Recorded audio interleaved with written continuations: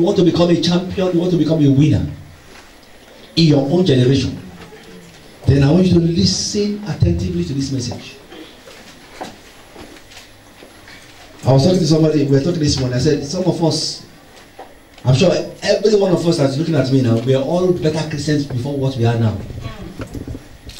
Maybe something is giving you blow, one corner, and it's making you to feel as if, well, there's no point. But listen, you need to focus. Praise the name of the Lord. Hallelujah. So this morning is for those who want to win. Amen. Amen. So for the next few minutes, I'm speaking about what I call what you must do to become a winner. Something must be done. You can't just wake up one day and say, I want to win. It's not possible.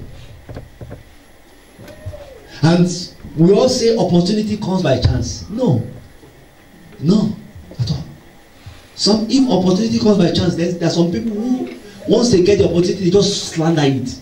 God will not give his children what he is not sure they can handle. So right now, you need to prepare yourself. God is not a God that will just waste opportunity. Of course, he has done it before. Someone like Saul in the Bible, that man was opportuned to become the king of Israel. Nobody in this lineage ever dreamt of becoming a king. And so he was so opportune. Even when the uncle, when he was coming back to see Samuel, the uncle asked him, said, well, did you see Samuel? Said yes. Said, did he tell you anything? He said, no. He only told me about the sheep that was lost. He never mentioned of the kingdom because his family was very far from it.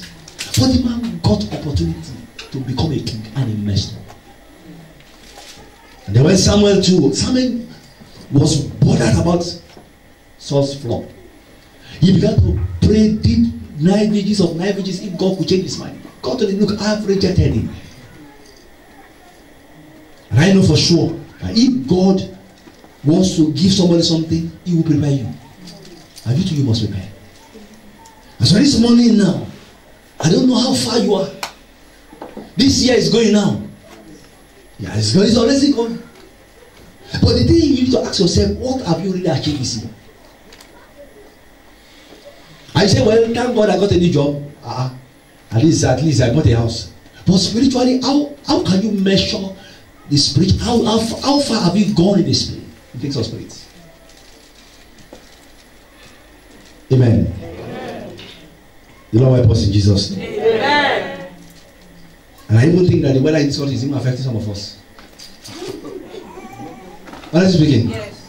This weather is affecting some of us. The weather is affecting some of us. Those days we used to hear that some people, when they are on fire, they will be on fire. When they come to abroad, they just become cold. It's true. The Lord help us in Jesus' name. Amen. What you must do to become a winner. In 2 Timothy chapter 2, we're going to read from there. 2 Timothy chapter 2.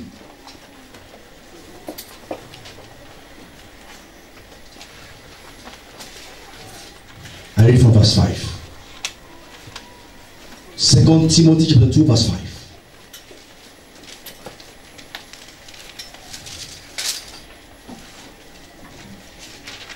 It says, and if a man also strive for masteries, that is, everyone don't want to operate below average. Nobody at all.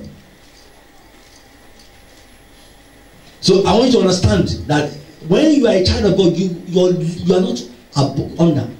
And that's what the Bible says in Job chapter 8 verse 7. We say, though that beginning be small, yet your latter end should greatly increase. That is, you must not stay at that level of lowness. You have been in this country now 10 years, 15 years. You are still doing a new job. And you have not even thought about, forget about other paper. You need to play yourself to the next level. As a child of God. How you want to do it, I don't know. But you need to sit down. So the Bible says here, if a man strives for masteries. So when you are striving, you are not striving to become small. You are striving to become great. You want to be a winner in everything. But the Bible says, yet is he not crowned, except he strive lawfully. That is, there are some keys, some conditions, some rules that must be followed for you to become to a master of whatever you want to do. And that's what we want to look at this morning. The Bible says here, he is not crowned except he strive lawfully. If somebody is running 100 meters now and he jumps to the second lane, now he's disqualified. He has to face that race that is running. In fact, you know, the Christian race now is like 100 meters. I mean, it's not like the 100 meters is a marathon, but it's a race. Every one of us here are running a race. A race. And at the end of the day, we shall all give an account of ourselves to God. Whether you believe it or you don't believe it, no problem. And the Bible says, the work of our hands have been judged. And so yet, the Bible says here, if a man strives for masteries, yet he is not crowned, except he strive lawfully. So there are certain conditions that we must follow. For us to become a winner, there are things that we must understand, so that we can become a winner. And if those things, if we don't follow those procedures, you cannot become a winner. It's not possible. If you cut corners, then you understand. The Bible says a way that seems right to a man, but the end is what? It's death. With God, you cannot cut corners. No way. You can't say, well, I want to help God. You cannot help God. Look at what happened to Jacob. Although the devil knew quite alright that Jacob is going to carry the blessing. He said, okay, we know it's a taboo. How will the father bless the second person? You will see. And so the mother helped Jacob to get the blessing. But the man suffered. He got the blessing, but he paid the price. For 20 years, he labored under his uncle. And when he saw Pharaoh, Pharaoh was asking of his years. Oh, he told him, see, all my life has been serious battles. Battles. Because there was a shortcut. Amen. Amen. What are these keys that we need to know? I want you to listen attentively to me this morning. These keys that what you must know in order to become a winner. It will help you. It will help us. So that at the end of the day, many of us, the Bible said there are so many crowns. So that at the end of the day, you make heaven, but no problem, but you just came to heaven without nothing.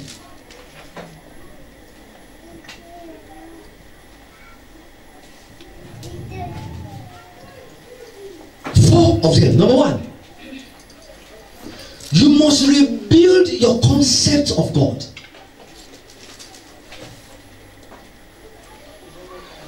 Rebuild your concept of God. Many of us don't know the God we are serving at all. In Psalm 54 verse 4, rebuild your concept of God. Psalm 54 verse 4.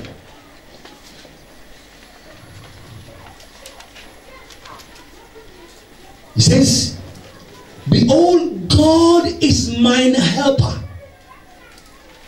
not man.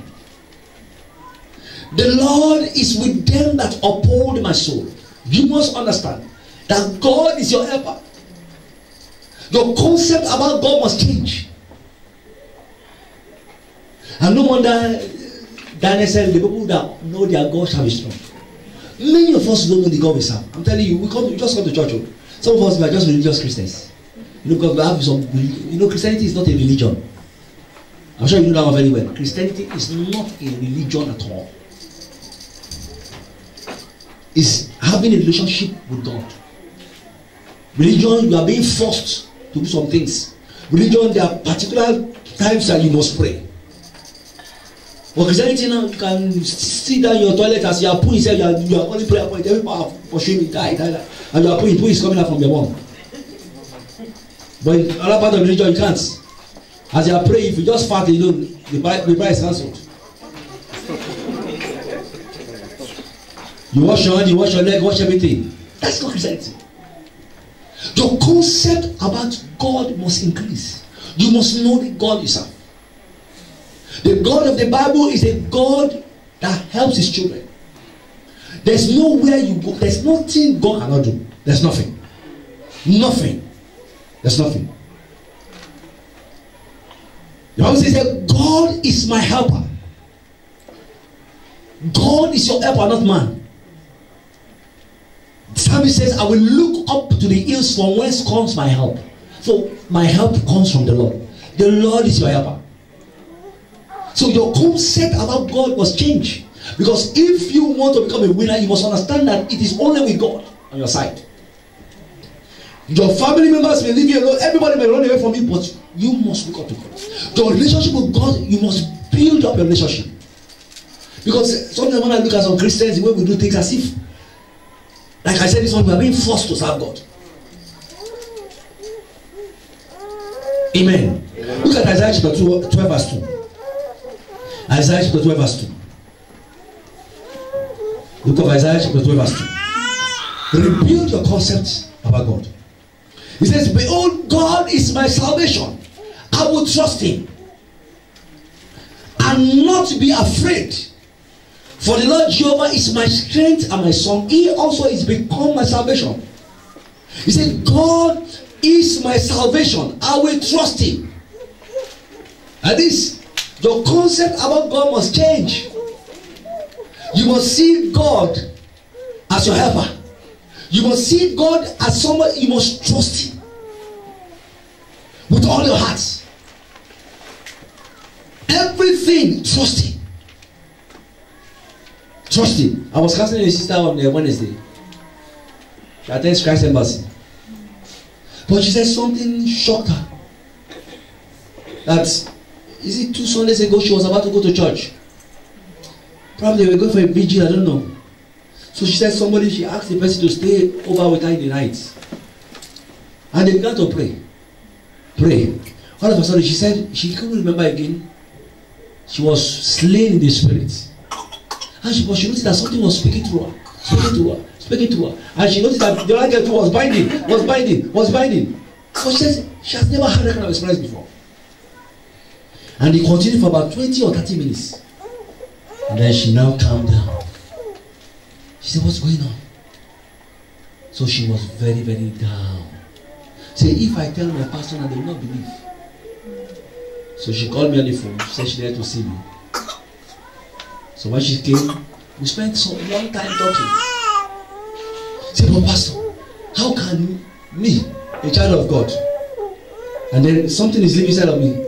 I said, can a Christian be demonized, yes or no? Say yes. So you see that we all need deliverance. Those who tell you that we don't need deliverance, they are telling you a fraudulent lie. Salvation is for sinners. Deliverance is for every child of God. Anywhere you are going, they say you don't need deliverance, they are just deceiving you. Because you came out from something, even if you have never been to Africa before.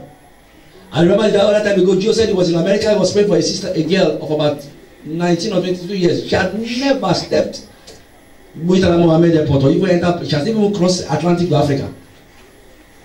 While he was praying with the girl, something spoke from her. A language of their tribe. She had never been to Africa before. Leave her alone. She belongs to us. And the woman was confused. She said, but you, this girl does not understand Yoruba at all. She doesn't even understand it. She said, it's in the blood. Amen. So whether you travel here, You say, well, me, I thank God, me, I'm not my no. You're just as a DNA. Your DNA now is the same thing with the DNA of those who are in your village. Your grandfather. That's the same thing too. Some foundational problems, they are like DNA too. Anywhere you go in the world, it doesn't save you. Amen. So your concept about God must change. You must see God as your helper. The only one you can trust. If you win, because and she began to tell me, say, Pastor, you know, right from that day, event began to happen. Said she had lived in this country for how many years?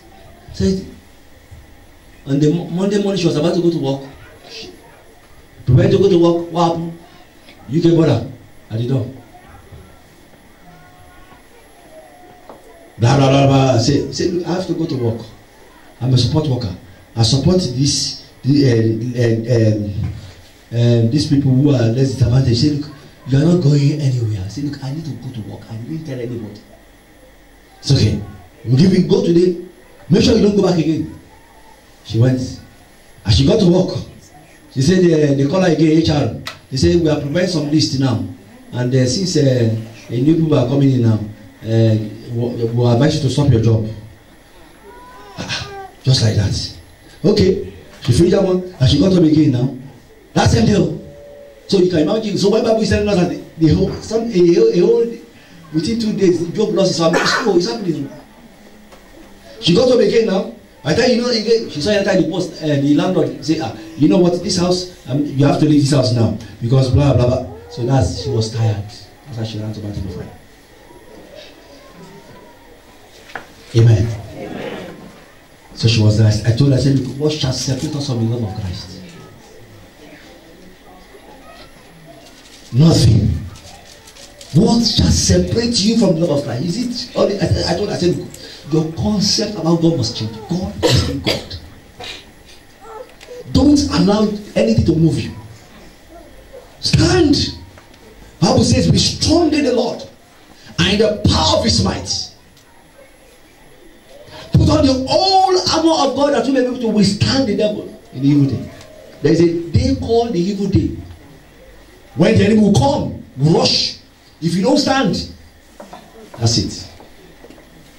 So, number one, you must rebuild your concept of God.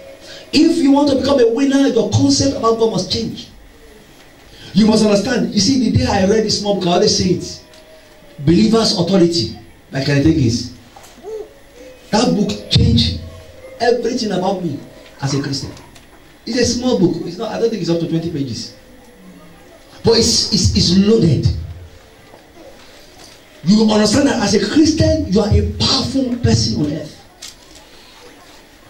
I know what the Bible says, greater is he that is in me that is in the world. But some of us don't know. And that's why we allow the devil to push you here and there, push you here, push you here, push you here. And then something keeps telling you that you think you can make it, you cannot make it. And you just settle down and begin to celebrate it. Pity party. Praise the name of the Lord. Hallelujah. Number two key that you must know if you want to become a winner is you must recognize the limitations of Satan. Understand that Satan does not have all the power it takes over you. Jesus said in Luke 10:19, he said, behold, I give you unto you power to tread upon serpents and scorpions. So there's a power in you. You must recognize the limitations of Satan. Recognize it. Say, I give you unto you power to tread upon serpents and scorpions and over all the powers of the enemy, and nothing shall by any means hurt you. You must know that Satan has been restricted. The death of Christ brought a restriction. And if you allow it, as the Bible says in James chapter 4 verse 17, James chapter 4 verse 17 says, resist the devil and he will flee. You need to resist it. You need to resist it. Recognize the limits of Satan. Ephesians 4:27, the Bible says, give no place to the devil. You must not give him a place. And some of us, through what we do, you just give place to the devil. Give no place to the devil. Because it's about, his Bible says he's going about looking for who to destroy. So, if you want to become a winner, you must recognize the limitation of Satan. That Satan, in this ministry, we don't say the powers of darkness is not powerful. James chapter 4, verse 7. This ministry, we don't underestimate the enemy. And don't you ever underestimate the enemy at all. Sometimes some people say, mash Jesus, mash Satan. You mash the head, you jump down. Oh. They grab you, no. Some people say, Satan is under my feet. Oh. Okay, we shall see. But we don't exalt the enemy. The Bible says, behold, I give unto you power. So power has been given to us as a Christian. You need to know that one very, very well. Jesus gave unto us power. He said, I beheld Satan as lightning fall from heaven. Say, I give unto you power to tread upon serpent and scorpion, and over all the powers of the enemy. All. So if you must win, you want to become a winner, you must recognize that Satan has limitation. Has limitation over your life. Except you give him a place. It's not like for you to be afraid. Anywhere you go, you are just afraid. No. And some of us now, we have become paranoid now. Most of us in our family members now, we are paranoid. Yes, I know. Some of us now, we are praying. Yes, one noise now, you shout it. What's going on? Maybe it's a small cockroach that's passing.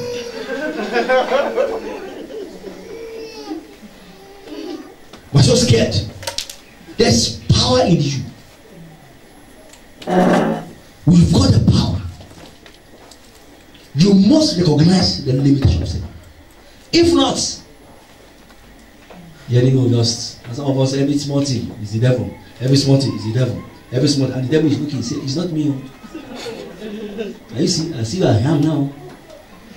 It's not me. Amen.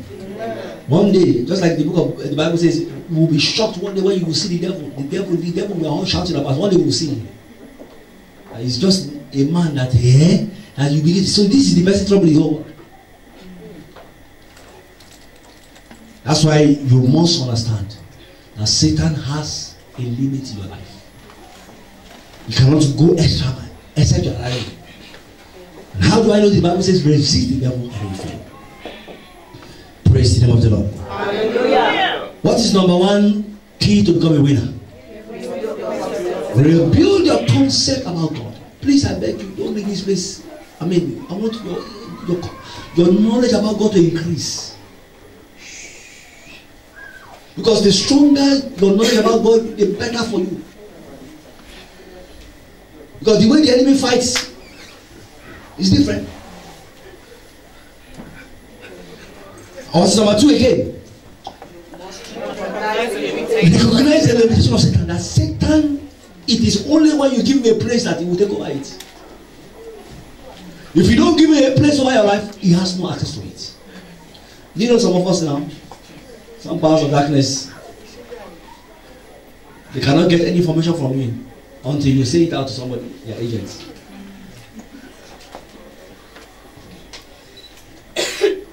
That's it. They can't get information from you. Satan has his agents everywhere, just as the Holy Spirit is everywhere. The Holy Spirit is in everywhere, but does not manifest in every place. So Satan too has his agents everywhere. And so sometimes all what they need is just to get information about you. You could have them in your office, they could be in your house, they could be in your surrounding. So the powers of darkness are everywhere. Don't deceive yourself, they are everywhere. Praise the name of the Lord. Hallelujah. Number 3 things that you must do this morning to become a winner. I know some people are not happy with this message, you know, this morning. Because they say, Pastor is not praying again, fall and die. Amen.